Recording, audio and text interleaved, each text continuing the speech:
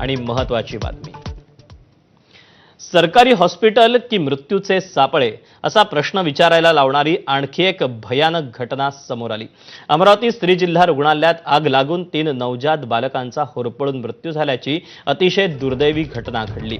पहाटे 3:30च्या सुमारास व्हेंटिलेटरमध्ये आग लागली. 3 कक्षात या घटनेनंतर भंडारा रुग्णालयातल्या 5 वर्षांपूर्वीच्या कटू आठवणी जाग्या झाल्या. अमरावतीच्या जिल्हा स्त्री रुग्णालयातील नवजात शिशु अतिदक्षता विभागात व्हेंटिलेटरमध्ये अचानक स्फोट झाला. रुग्णालयातील कर्मचाऱ्यांनी या कक्षातील बालकांना बाहेर काढलं, मात्र दुर्दैवानं 3 बालकांचा होरपळून मृत्यू झाला. दरम्यान या प्रकरणी उच्चस्तरीय चौकशी करण्याचे आदेश मुख्यमंत्र्यांनी दिले आहेत. तसंच मृतांच्या कुटुंबियांना सरकारकडून 5 लाखांची मदत करण्यात येईल. मात्र अशा घटना घडल्यानंतरही सरकार कठोर पावलं उचलत नाही. या चिमुकल्यांच्या मृत्यूला जबाबदार कोण, असे अनेक सवाल या निमित्तानं उपस्थित होत आहेत.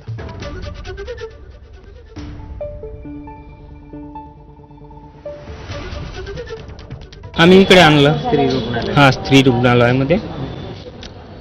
तर मग इथं आल्यानंतर 2 वाजता भरती केलं. केव्हा? बुधवारी रात्री.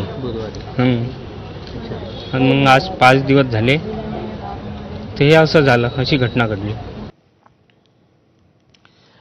दरम्यान या प्रकरणी जे दोषी आहेत त्यांच्यावर कठोर कारवाई करणार असल्याचं आश्वासन मुख्यमंत्री फडणवीसांनी दिलं. अतिशय दुर्दैवी प्रकार आहे. उच्चस्तरीय चौकशीचे आदेश तर दिलेच आहेत, पण सातत्याने जे NICU असतात त्याच्यामध्ये आपण फायर ऑडिट करत असतो. फायर ऑडिट केल्यानंतरही तिथे अशा पद्धतीनं आग का लागली, फायर ऑडिट केलं होतं की नव्हतं केलं, की कागदावर दाखवलं होतं की चुकीचं केलं होतं, या सगळ्या गोष्टीची चौकशी आता केली जाईल. आणि अशा पद्धतीनं चिमुकल्यांचा जीव घेण्याकरता जे जबाबदार असतील त्यांच्यावर अतिशय कडक कारवाई केली जाईल. तेव्हा कडक कारवाईचं आश्वासन मुख्यमंत्र्यांनी दिलेलं आहे. तर अमरावतीच्या रुग्णालयात आरोग्यमंत्री प्रकाश आंबेडकर यांनीही पाहणी केली. या प्रकरणी चौकशी समिती नेमण्यात आल्याचं आरोग्यमंत्र्यांनी सांगितलं. या आयुक्तांच्या खालच्या अध्यक्षतेखालील कमिटीमध्ये एका बाजूला MSCBचे आपले इलेक्ट्रिकलचे चीफ इंजिनियर असतील, दुसऱ्या बाजूला एम्स सारख्या संस्थेतले सुद्धा नामवंत असतील, DMERचे सुद्धा एक्सपर्ट असतील, की ज्या कमिटीनं पुढच्या 8 दिवसांमध्ये या सगळ्या वस्तुस्थितीचा अहवाल आणि त्याच्याबद्दल प्रत्यक्षात कोण दोषी आहे याच्याबद्दलची स्पष्टता त्या अहवालामध्ये येईल. त्या अहवालानंतर जे ज्यांनी याच्यामध्ये दुर्लक्ष केलं असेल, ज्यांच्यामुळे या घटनाक्रमाला जे जबाबदार असतील त्या सगळ्यांच्यावरती अतिशय कडक कारवाई करण्याबद्दल त्या अहवालाप्रमाणे आम्ही पुढे झालो. सायरन तो पहले बजना ही चाहिए, उसके बाद स्प्रिंकलर की बात होगी. ये दोनों अगर नहीं हुआ है तो उसके लिए भी जो कुछ प्रॉब्लम है उस प्रॉब्लम के मूल तक जाएंगे और हम लोग उस पर कार्रवाई. मुख्य कारण कुछ मालूम पड़ा कि आग क्यों लगी? आज अभी हम नहीं कह सकते. कोई की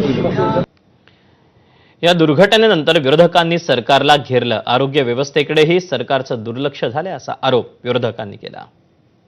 आरोग्य व्यवस्थेचे पूर्ण दिनवडे उडाले. डॉक्टरांचा पत्ता नाही, औषधीचा पत्ता नाही. यांचं विशेष म्हणजे मी माहिती घेतली, ऑडिट झालं नाही. तर मग हॉस्पिटलमध्ये जळाल्यानंतर 3 बालकांचा मृत्यू झाल्यावर याला हे सरकार जबाबदार आहे. त्या मंत्र्यावर, मुख्यमंत्र्यावर, उपमुख्यमंत्र्यावर ही जबाबदारी टाकून आरोग्य खात्याच्या सर्व वरिष्ठ अधिकारी आणि आरोग्याचे खात्याचे मंत्री यांच्यावर गुन्हा दाखल झाला पाहिजे. सदोष मनुष्यवधाचा गुन्हा दाखल झाला पाहिजे अशी आमची मागणी आहे. इन्फ्रामॅन म्हणताना देवेंद्र दादा, हे इन्फ्रास्ट्रक्चर नुसतं बिल्डिंगा उभारण्यात मतलब नाही, खऱ्या अर्थानं काळजी घेतली पाहिजे. खऱ्या अर्थानं जे इश्यूज आहेत त्याला ॲड्रेस करता आलं पाहिजे. तुम्ही लोक सत्तेत आहात तर मग करा ना. केवढा स्कोप असतो काम करायला सत्तेत बसल्यावर. मग का अशा घटना घडतायत?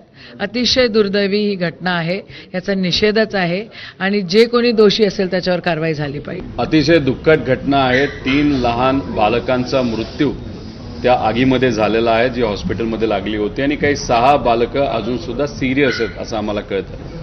या हॉस्पिटलचं फायर ऑडिट होणं महत्त्वाचं आहे. पण काय होतं की नुसतं ऑडिट केल्यासारखं दाखवलं जातं, पण त्याच्यात कधीच काही पुढं होत नसतं. त्यामुळे या महाराष्ट्रामध्ये असणाऱ्या प्रत्येक हॉस्पिटलचं ऑडिट होणं महत्त्वाचं आहे असं आमच्या सगळ्यांचं मत आहे. त्यामुळे आता या सगळ्या प्रकरणात पुढे नेमकं काय घडतंय पाहणं महत्त्वाचं.